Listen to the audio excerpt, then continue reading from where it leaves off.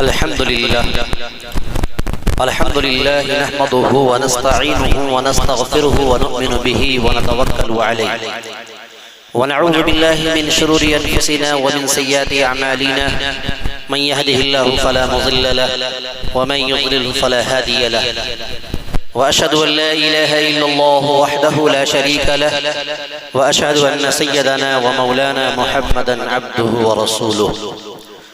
وعلى آله وأصحابه وسلم تسليما كثيرا أما بعد فقد قال الله تبارك وتعالى في القرآن المجيد والفرقان الحميد فأعوذ بالله من الشيطان الرجيم بسم الله الرحمن الرحيم ما أصاب من مصيبة فبما كسبت أيديكم ويعفو عن كثير صدق الله العظيم بزرگان محترم، برادران اسلام، معزز سامعین کرام، اللہ تبارک و تعالیٰ کا لاکھ کرم اور احسان ہوا کہ باری تعالیٰ پروردگار عالم نے ہم سب کو ایک اہم فریضے کی ادائیگی یعنی جمعہ کی نماز پڑھنے کی توفیق اور ادا کرنے کے لیے اپنے مقدس گھر میں بھیجا۔ حالات آج ہم اور آپ ایک اپنے اوپر حالات کا رونا روتے ہیں اور ہر معاشرے کا جائزہ لیجئے تو سبوں کی زبان پہ یہ بات رہتی ہے کہ آج ہمارے اوپر حالات دو چار ہیں، مشکل حالات کا سامنا کرنا پڑ رہا ہے، کٹھن حالات سے گزرنا پڑ رہا ہے اور مصیبت اور پریشانیوں کے دلدل میں پھنستے ہوئے جا رہے ہیں۔ میرے محترم بزرگوں اور دوستو، یہ حالات کا آنا، حالات سے لڑنا، مشکل حالات کا سامنا کرنا، یہ صرف ہمارے اوپر نہیں آیا بلکہ تاریخ پڑھیے گا، اسلام کی تاریخ دیکھیے گا تو معلوم یہ ہوا کہ اللہ تبارک و تعالی نے اس زمانے سے جب اللہ نے دنیا کو بنایا، تمام انبیاء علیہ السلام حالات سے لڑتے رہے۔ ہر ایک انبیاء کے اوپر، ہر ایک نبی کے اوپر حالات آتے رہے، یہاں تک کہ آخری نبی ہم سب کے آقا و مولا جناب محمد الرسول اللہ صلی اللہ علیہ وسلم پر بے شمار پیچیدہ حالات، کٹھن حالات آئے، لیکن قربان جاؤ آقا صلی اللہ علیہ وسلم کبھی بھی مشکل حالات سے جو ہے اپنے آپ کو پیچھا نہ چھوڑایا بلکہ حالات کا ڈٹ کر مقابلہ کیا اور اس طریقے سے مقابلہ کیا کہ وہ ساری کی ساری پریشانیاں ختم ہوتی چلی گئی۔ سامعین اعظام، اللہ تبارک و تعالی جس قوم سے، جس انسان سے اور جس برادری سے، جس سماج اور معاشرے کے لوگوں سے محبت کرتا ہے اسے مصیبت میں، پریشانیوں میں ڈالتا ہے۔ من احب، کہ اللہ تبارک و تعالی کہ رسول صلی اللہ علیہ وسلم کہتے ہیں کہ جس شخص سے اللہ محبت کرتا ہے مما ابتلاہ، کہ اس کو پریشانی اور مصیبت کے اندر ڈالتا ہے۔ میرے محترم بزرگوں اور دوستو، ایسے حالات ہمارے اوپر آتے رہیں گے اور یہ سارے کے سارے حالات جو ہے ہم خود اس کے پیدا کرتا ہے، خود اس کو جو ہے بنیاد اور وجود بخشتے ہیں۔ کیوں؟ کیونکہ قرآن مقدس کی جو آیت کریمہ میں نے پڑھا، اس آیت کریمہ کا یہ فرمان اور یہ ترجمہ اس بات کی طرف اشارہ کرتا ہے۔ کیا آیت ہے؟ ما اصاب من مصیبت فبما کسبت ایدیکم ویعفو عن کثیر، کہ ہم اور آپ جس طریقے سے جو مصیبتیں ہمارے درمیان آتی ہیں اس مصیبتوں اور پریشانیوں کے ذمہ دار ہم خود ہیں۔ فبما کسبت ایدیکم، کہ میرے ہاتھوں کا کمایا ہوا ہے۔ اس لیے میرے دوستوں، میرے بزرگوں، دینی بھائیوں، ہم اپنے اخلاق کو درست کریں، اپنے کردار کو درست کریں، اپنے اعمال کو درست کریں اور اپنے تمام تر جو ہے قول فعل کو درست کریں گے تو انشاءاللہ ہمارے اوپر حالات سازگار آئیں گے۔ اس کی دو مثالیں قرآن مقدس میں ملتی ہیں۔ نمرود کو کون نہیں جانتا، فرعون کو کون نہیں جانتا کہ نمرود نے جب ظالم طاقت بن کر کے جو ہے طاقت پر گھمنڈ کرتے ہوئے جو ہے خدائی دعویٰ کیا اور کہا کہ میں خدا ہوں۔ حضرت ابراہیم علیہ السلام کو اللہ نے ان کے حکومت کے زوال کے لیے دنیا کے اندر بھیجا، ان کا مقابلہ ہوا، اور وہ آیت کریمہ شاہد ہے، أَلَمْ تَرَ إِلَى الَّذِي حَاجَّ إِبْرَاهِيمَ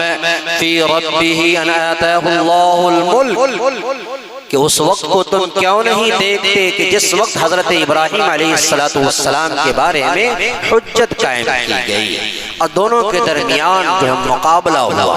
مقابلہ آرائی ہوئی۔ نمرود یہ کہتا ہے کہ میں خدا ہوں، حضرت ابراہیم نے کہا انا آتاہ اللہ الملک اذ قال ابراہیم ربی الذی یحیی ویمیت، کہ حضرت ابراہیم نے کہا کہ اس وقت کو یاد کیا جس وقت ابراہیم نے کہا کہ میرا رب وہ ہے جو زندہ کرتا ہے اور مارتا ہے۔ نمرود تو نمرود تھا، نہایت ہی بے وقوف احمقانہ سوچ رکھنے والا۔ انہوں نے اپنے قید خانے سے دو قیدی کو بلایا،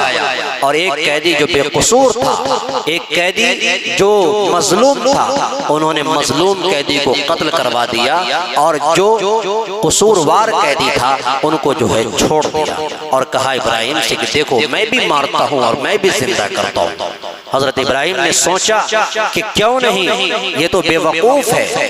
اس کو ایک ایسی دلیل سے قائل کیا جائے جس دلیل کے سامنے وہ حیران اور شزر رہ جائے، اس کا کوئی جواب نہ دے سکے، مسکت دلیل ان کو پیش کیا جائے۔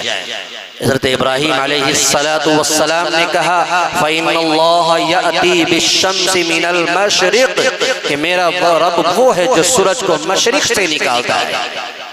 اور فَإِنَّ اللَّهَ يَأْتِي بِالشَّمْسِ مِنَ الْمَغْرِبِ، اور مغرب کے اندر جا کر ڈبوتا ہے۔ تمہارے اندر طاقت ہے تو تم سورج کو مغرب سے نکال کر مشرق کے اندر ڈبو کر دکھاؤ۔ فَبُهِتَ الَّذِي، تو وہ تو انکار کرنے والا، ان کو خدا کے اوپر یقین نہیں تھا، اعتماد نہیں تھا، وہ حق کا پکا رہ گیا۔ میرے دوستو، جب نمرود نے دیکھا کہ میری ساری دلیلیں جو ہے ختم ہو گئی، ساری دلیلیں جو ہے ہم جو ہے لاجواب ہو گئے، تو اب اپنی طاقت کا استعمال کیا، اور اس طاقت کے بلبوتے حضرت ابراہیم علیہ السلام کے لیے آگ جلوایا، اور اس آگ کے اندر حضرت ابراہیم کو ڈالا۔ لیکن حضرت ابراہیم کے اوپر بھی خدا پر بڑا یقین اعتماد تھا، کامل یقین تھا۔ فرشتوں کی جماعت آئی، حضرت ابراہیم نے ایک ایک کر کے سب کو جو ہے الگ کر دیا، یہاں تک کہ جبریل علیہ السلام جس کے 600 پر ہوتے ہیں، وہ آ کر کہا کہ ابراہیم اگر آپ اجازت دے تو میں اپنے پرس مار کر کے آپ کے آگ کو بجھا دوں۔ حضرت ابراہیم نے کہا کہ جس خدا نے آپ کو بھیجا ہے وہ خدا میری حالت کو بخوبی جان رہا ہے، لہٰذا وہ اس بات پر کیا قادر نہیں ہے کہ میری حفاظت آگ میں کر سکے۔ حضرت جبریل نے کہا کہ بالکل اللہ تبارک و تعالیٰ قادر مطلق ہے، یہ طاقت رکھتا ہے کہ وہ آپ کی حفاظت کر سکے۔ تو حضرت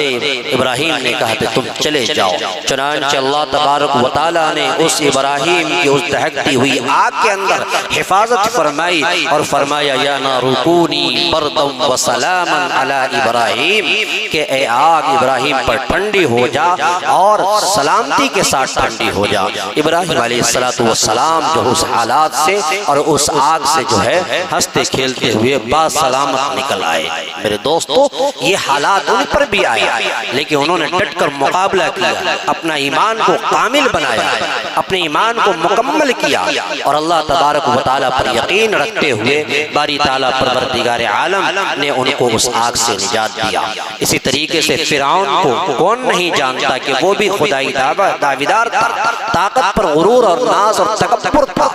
لیکن حضرت موسیٰ علیہ السلام جو اس وقت کے پیغمبر تھے، انہوں نے اعلان کیا نمرود نے کہ جو میری حکومت کا زوال، حضرت